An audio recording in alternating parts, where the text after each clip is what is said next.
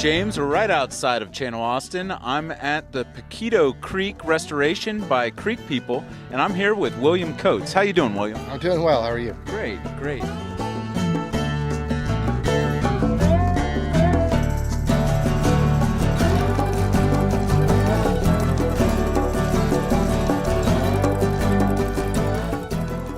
Organization is dedicated to urban creek restoration. So what we're trying to do is pick out small sections of creeks in our inner city, which have sort of turned into drainage ditches or places where people put trash, or just they're not really natural waterways anymore. So we're identifying nice little spots where we can come in and kind of overlove little small sections of creek and just improve the ecology, make it a nicer place for folks to hang out, and help the watershed get water back into the aquifer.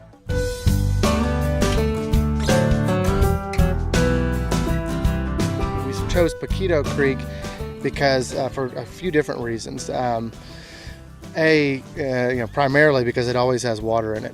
Most of our small creeks in Austin, because of urban development, because of drought, don't really hold water unless it's a rain event. It's a great environment for us to come and do some of these low impact development techniques and plant native plants, and they have a better chance of surviving. The other reason we chose it is this is sort of a natural foot transportation corridor. Behind me is the Blackshear neighborhood, and in front of me is the Boggy Creek Greenbelt, which is a bigger park that's controlled and maintained by the parks by PARD. This neighborhood feels very disconnected. I mean, we've got members who are with the neighborhood association, and the neighborhood has said numerous times that they want to feel more connected to that park. They've even talked about building a huge flyover walking bridge over the railroad tracks to get them into the park. And so my partner JT Stewart was going to these meetings, and a light bulb went off, and he said that's to do some big capital project like that where you're building a $5 million bridge doesn't make a whole lot of sense. And so what we're going to do is, in addition to restoring the creek, we're going to build a little pocket park right over here so that the Blackshear neighborhood kind of has their own little park. In addition, our hope is that we're going to kind of formalize these informal trails that go under the railroad bridge and then go up Walnut Creek over here on the north side of the creek. There's another creek that comes into Walnut Creek, has sort of a natural place for a trail that leads to an existing bridge over Walnut Creek into Boggy Creek Greenbelt. So there's an ecological element, restore the creek. There's a human element, create a pocket park, and then there's another human element, which is to kind of formalize these already existing informal footpaths and bike paths that are here.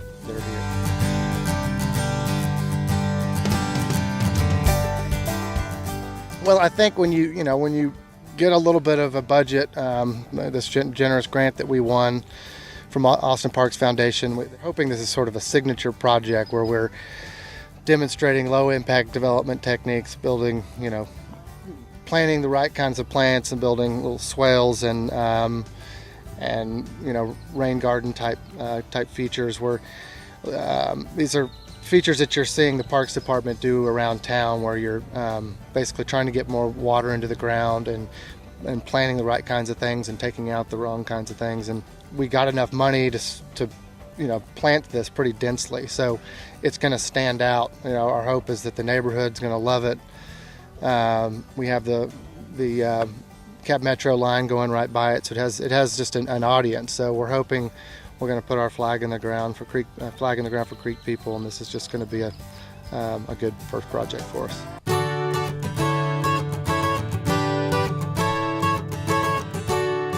We've sort of been building towards this day for a year, or a little bit longer than that actually. Tomorrow is sort of our big kickoff, where all the plants have been donated, or we bought all the plants. We've got a bunch of help coming in, volunteer help, a lot of neighborhood people. And we're going to plant some plants, make it pretty out here.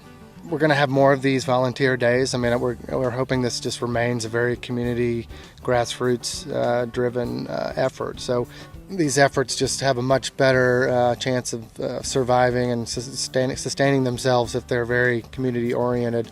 So, our volunteer force is going to be all neighborhood people.